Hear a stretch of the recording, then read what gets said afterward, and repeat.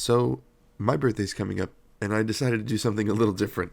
I'm gonna look at every year that I've been alive and pick one game that defines me as a gamer.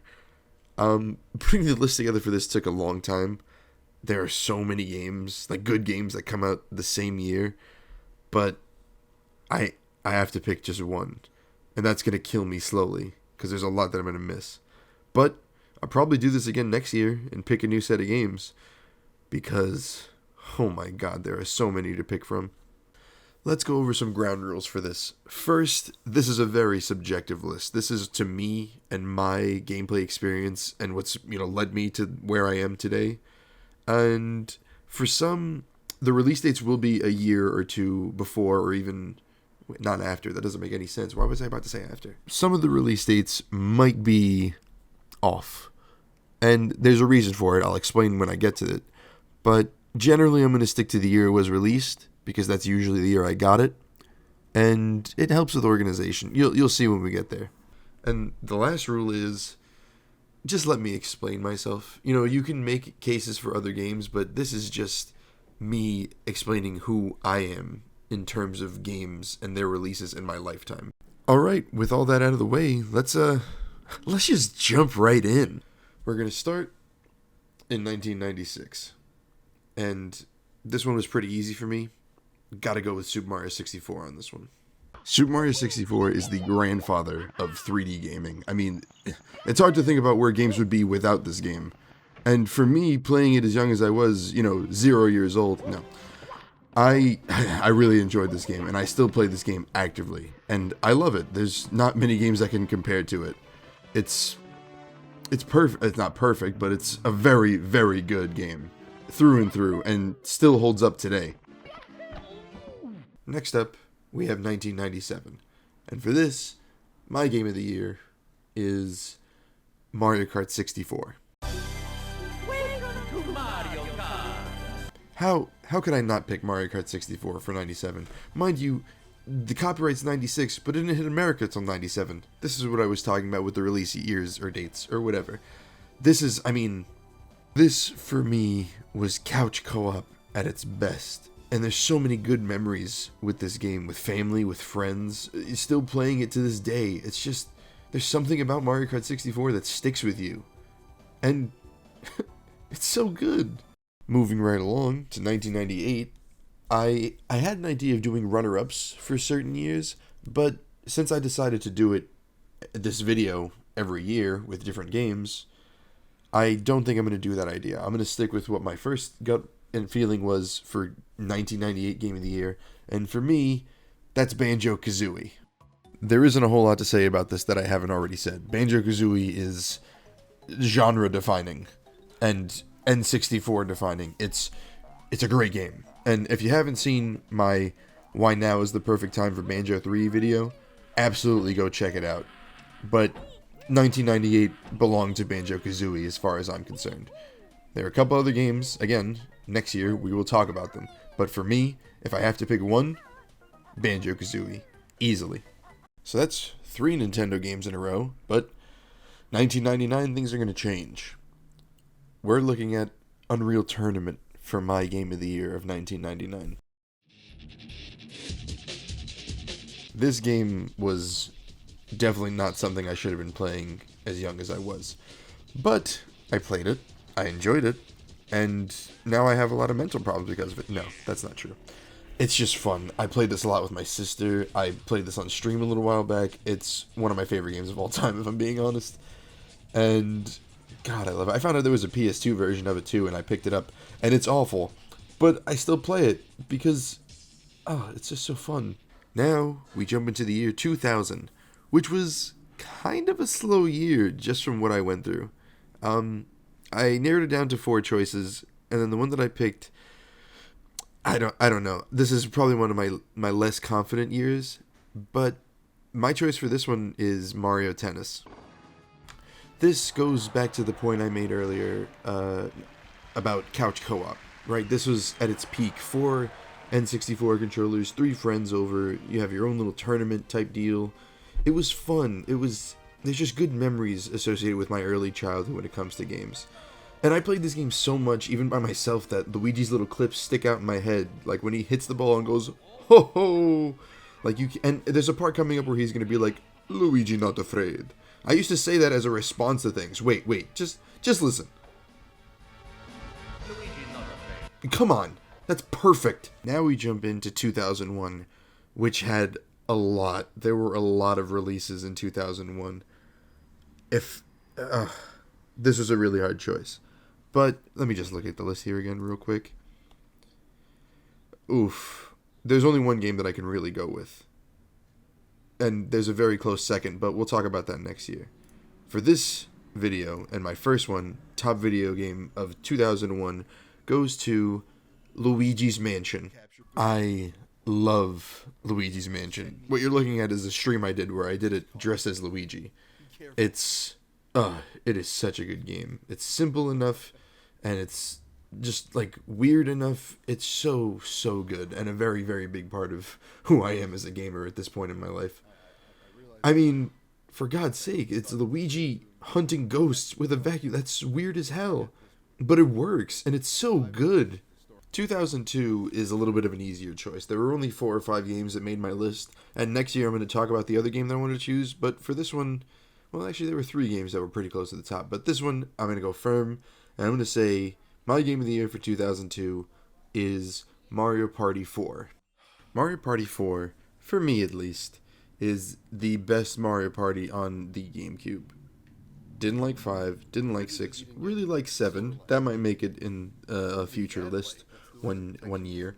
But for me, 4 might be the best Mario Party period. The N64 games are very good too, but Mario Party 4 for me is the definitive Mario Party. Now we move on to 2003. There weren't that many games, but there were a couple of big games that stuck out for me. But I'm gonna go with Pokemon Ruby and Sapphire, specifically Ruby, because that was the first one I bought. Gen 3 is my favorite generation of Pokemon, hands down. Ruby really introduced me to the series. I was too young to grasp Red, Blue, or Gold and Silver, or Crystal or Yellow, but I was at just the right age to play Ruby, and I loved it. Omega Ruby and Alpha Sapphire, I think, are the best Pokemon game in the series, period. But it all starts somewhere, and it started with me with Pokemon Ruby. Trico's the best Gen 3 starter, by the way. I don't care what anybody says. Next up, we're going to 2004, where one of my favorite games of all time, hands down, was released. And I have a gameplay series on it. It's Paper Mario: The Thousand-Year Door, hands down. This is by far one of my favorite games of all time. It's so close to a perfect game. It's just fun. There's great writing, the story, the characters, the gameplay, it's everything. It's so good. Definitely check out the series we have on this channel, because it's so fun, and it's so fun to watch this game and play again. I've played this game God knows how many times from beginning to end. It's too good, and it deserves Game of the Year for 2004. Jumping right into 2005, there were a decent number of games that released in 2005, but for me, if I had to pick one for my first list, it's gotta be Mario and Luigi Partners in Time. I'm using the Wii U trailer here for a reason. I replayed the game recently on the Wii U Virtual Console, and I loved it.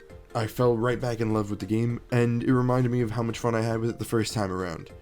So, I mean, I'm very upset that they didn't remake this in the style of Bowser's Inside Story and Superstar Saga. They skipped this one. This is the second entry. They went 1 to 3. Doesn't make a whole lot of sense to me. This game was very, very good in a lot of ways, and it deserves Game of the Year for 2005, in my book. Now we jump into 2006, which was a pretty big year. I had a tough time picking what I wanted for 2006, but there's a very specific game that came out in 2006 that switched my gears from being mostly Nintendo to opening up my eyes to, Xbox and PlayStation. And for me, that game was Marvel Ultimate Alliance. A little bit of a brief history with Marvel Ultimate Alliance. I got it on PS2, and then one day I was in GameStop and I saw something called the Gold Edition of Marvel Ultimate Alliance for Xbox 360. And that's the reason I got an Xbox 360. This made me completely change my track. I had a PS2, but I didn't have that many, stellar games on it aside from a couple of Crash Bandicoot games. I missed out on Kingdom Hearts and a bunch of stuff, but this, and as you can see, this is the Gold Edition because it has Cyclops, it had Venom, it had Hulk, Sabretooth, Doctor Doom, Magneto, a bunch of characters that weren't in the original that came out in the Gold Edition that I just loved, and I played a lot of this game. I love this game. It's my first 360 game before I even had a 360. So now we hit 2007, which is a pretty big gaming year for me. This is, the first year I had my Xbox 360, and there's really only one game that could possibly compete with Game of the Year for 2007 for me, and that's Halo 3.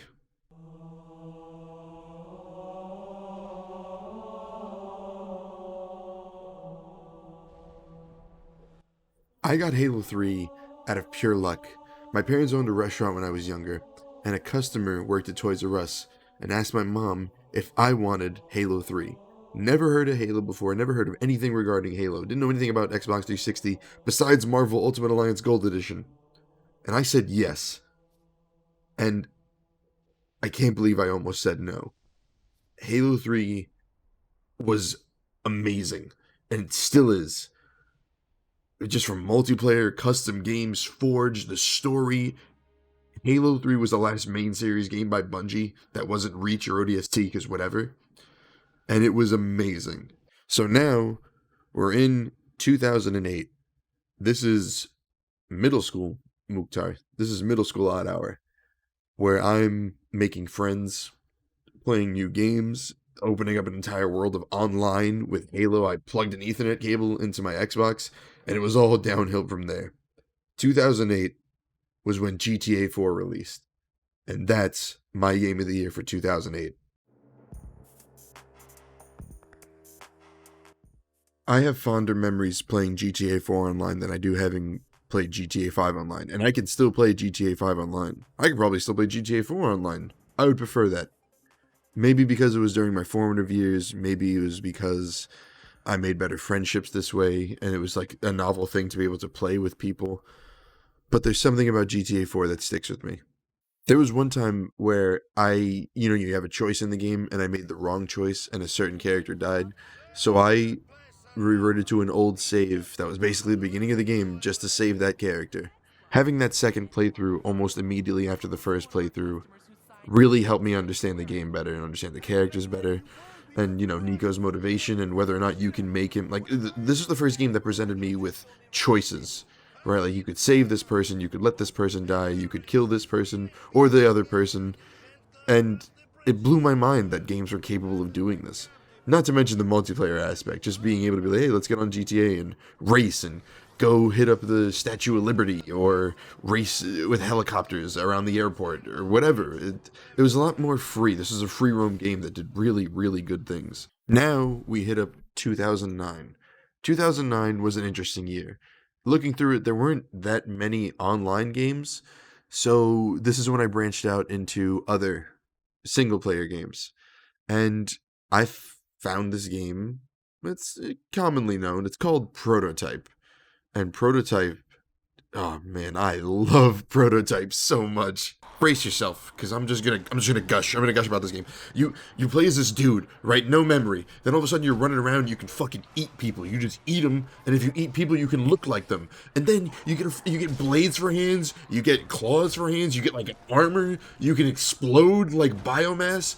You can eat people for health and become an army and like shoot tanks and helicopters. You can do whatever you want.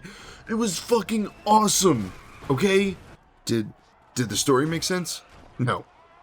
Did the characters make sense? No. Was it fun to play? Absolutely. Okay? You don't need a good story when you look at me, I'm running through Manhattan just bodying people by sprinting and then dashing and running through tanks.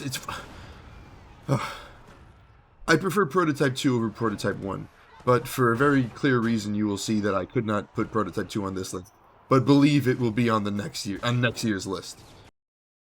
2010 was a very difficult year for me to pick a game. I will do something I haven't done yet. I am going to talk about 2 games, and I will pick one between the 2. First, we're going to look at Call of Duty Black Ops. This is zombies. You know, zombies is very, very core to me. I love zombies. I've loved it since Black Ops 1. And the other game is Red Dead Redemption 1. I mean, GTA but with cowboys. How could you not love that just in and of itself? And unfortunately, I have to pick one of the 2. Both had, I mean, you know, Red Dead wins story, obviously, but multiplayer, Black Ops, I still play Black Ops online to this day. And zombies, I still play Black Ops Zombies to this day. And Red Dead Redemption was so good when it was out, and Red Dead Redemption 2 is out now, but if I had to pick one for this list for the first year I'm doing this video, it's gotta be Red Dead Redemption. Those who know me know how much I love zombies, which is a testament to how difficult of a decision this was. But at the end of the day, Red Dead Redemption sticks out just so much more, especially during this time, right? Because Call of Duty was always around, but Red Dead Redemption was like, whoa, we're cowboys. We can play poker online. We can gamble with our friends. Not to mention the story. The story is absolutely amazing. Rockstar rarely does a bad job when it comes to story. And I have like a personal story with Red Dead Redemption that doesn't really put it above Black Ops inherently, but it definitely doesn't help Black Ops' case. When the game came out, there was an achievement to ride from the 2 furthest points on the map from one point to the other. And I did it with a friend of mine who's no longer with us. And it's one of the greatest gaming memories. It was really nice. We had really great conversations. There was one point where we just stopped talking and watched the scenery in the game, and it was beautiful. And I'll always treasure that memory, and that only happened because of this game. I love Red Dead Redemption. Black Ops will be on the list next year for sure, because I love zombies. You know, when it was good. Now we're jumping into 2011, where Rockstar will continue its strong campaign through my life. We are going to talk about L.A. Noire. Noire? Noire? How do you pronounce? Anyway, 2011 was a unique time for me. It was my first year in high school. I left my middle school and all the friends I had made, and I was definitely feeling lonely. So L.A. Noire and its single player really spoke to me. And I love this game. You know, Rockstar, again, great writing, great story. There's just so many good memories with L.A. Noire. Just from playing it and being like, yes, I solved the case. Like, I did it. I'm a detective. Ha ha ha. And, you know, this is the game where they recorded actual actors reading lines so they can get their faces so that you could tell if they're lying by them, like, looking to the side or fiddling with their fingers or, like, scrunching their face, trying to remember while you talk to them. It was really, really good and innovative, honestly. I'm surprised more games didn't do this. This outfit, by the way, the Hawkshaw, is the best outfit in the game. I don't care what anybody says. Now we jump into 2012. 2012 was a much better year for me. I had a growth spurt. I was like 5'10", and I reconnected with a bunch of friends from middle school on top of the friends I made in high school so far. So a game that came out that was really, really big for me was Minecraft on the Xbox 360. There's not much to say about Minecraft that hasn't already been said. You can play this by yourself, you can play this with friends. In 2012, I played this with friends, and we had a lot of fun with this. I had a bunch of people come together. This is the first world I ever made. We made a 500 square minecart for the achievement. This is my first house. Just a quick little look around. Minecraft was the place we went to hang out and like not take a game seriously. It's what we got on when Call of Duty was getting us angry. And it was fun. It was simple, it was pure, the music was always great. This was my introduction to Minecraft. And then when I got an Xbox One, I got the Xbox One edition. Now I host a realm so that more people can come play. Just to make some new memories with new people. Anybody who wants to come play can come play. And I love that about Minecraft. 2013 was a unique year. I had a lot of friends, and I was happy with who I was as a person. And video games were always a constant. But, life throws these distractions at you, and you find a way to, video games became my way to relax more than to hang out with friends, for the time being at least. And in 2013, the Deadpool game came out, and that's my game of the year for 2013. I wanted the Deadpool game to make me feel like Deadpool. Deadpool's my second favorite Marvel character after Venom, so obviously the Deadpool game is something I had to buy on day one, and I did. I really, really like this game. It's not the best game. There's a lot of glitches and, it's broken half the time, but it's so fun. It's just zany. It's a good representation of Deadpool as a character, in my opinion. And as you can see, I'm not the best at it because I get my ass kicked all the time. I'm also playing on hard mode because I hate myself. But it's still fun. It's the Deadpool game. And in 2013, I played a lot of this. I convinced my mom to give me money for this instead of money to go to the movies 4 times. I also got every achievement for the game in about 4 days, which was pretty sick. 2014 is when I graduated high school and started my first year of college. There were a couple games that stood out during this time period, but for me, the biggest one was South Park: The Stick of Truth. South Park: The Stick of Truth was one of those games no one ever thought would actually happen. It was announced years before it ever came out, and I was really happy once I got my hands on it. It's a great game. It captures the essence of an episode very efficiently. And it's actually a solid game. There's good gameplay elements, there's RPG-based stuff too. I split this with a buddy of mine, and we had it for a week each, and in that first week, I got every single achievement. Because I couldn't stop playing it. I didn't want to play anything else. And it was completely worth it. It's so funny and fun. This game is just phenomenal in so many aspects. It's just raunchy and weird. And farting is a key element of the game. It's really good. 2015 was the first year I had my own money, so I went a little crazy. I started up an NES collection, a Super Nintendo collection, and I bought myself an Xbox One.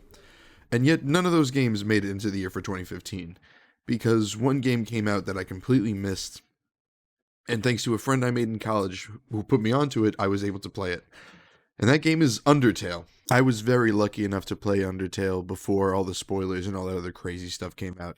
And I ruined the game for myself. I did the worst possible ending first, and then the good ending. And it ruined everything.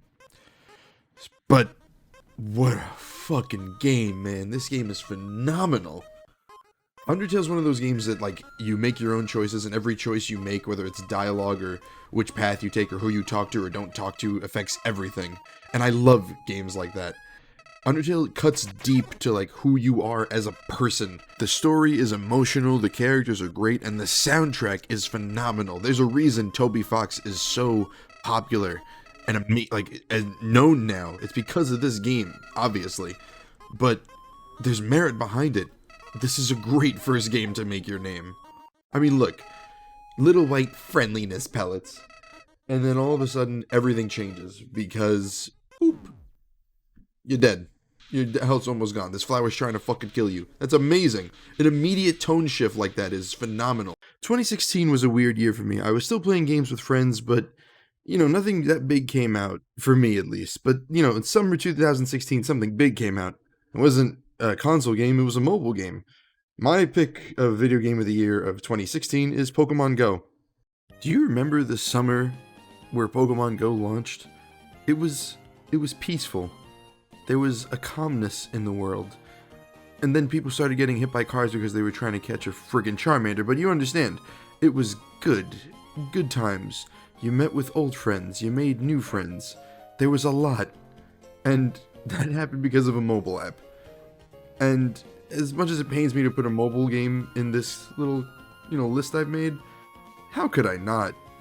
Pokemon Go was so good when it came out. 2017 was a very big year, and it was Nintendo's year. The Switch dropped in March, along with Breath of the Wild, but Breath of the Wild is not my game of the year of 2017. My game of the year is Super Mario Odyssey. Super Mario Odyssey might be the greatest 3D Mario game, period. How can anything compare to this? It's almost a perfect platforming game, period. There's so much to it. There's not much I can say that hasn't been said about it already. It's so good, and it made the switch for me. Because, Breath of the Wild was good, but there weren't really any big games for it. And then Odyssey dropped, and I was like, oh my god, this is what the Switch is supposed to be. And I was so happy with the Switch because it let me play Odyssey. And Odyssey's a masterpiece. There's no, it's so good. There's no way it didn't make my list. In 2018, I got myself a PlayStation 4 for a couple reasons. Those reasons were the Crash Bandicoot remasters, the Marvel Spider-Man coming up, and MLB The Show. And then, in 2018, I bought God of War. And I love God of War. What you're about to see is a genuine reaction I had to cutting someone in half within God of War.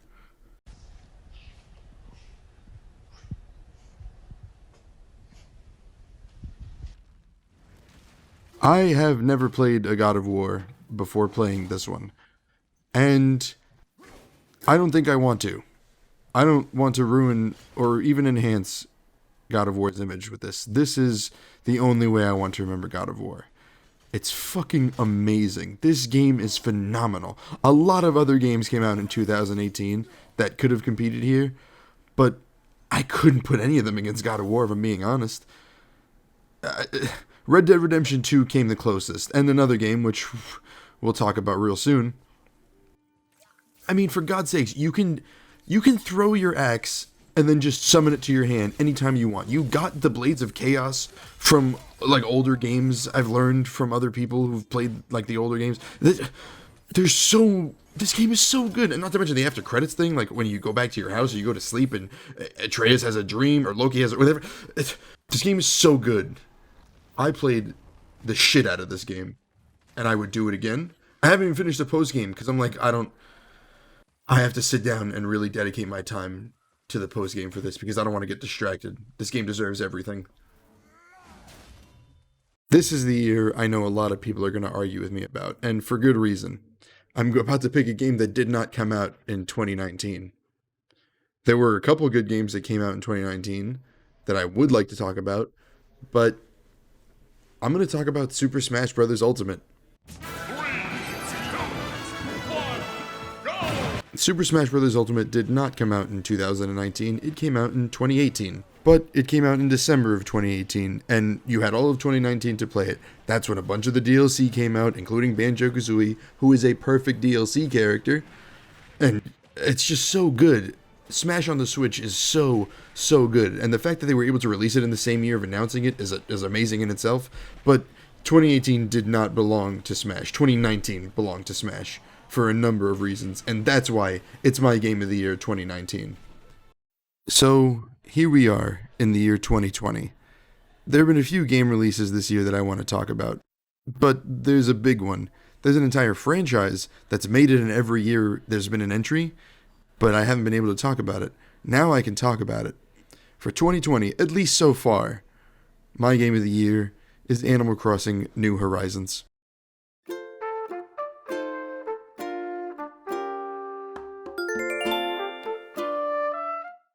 Animal Crossing for the GameCube was on this list and didn't make it. Animal Crossing City Folk was on this list and didn't make it.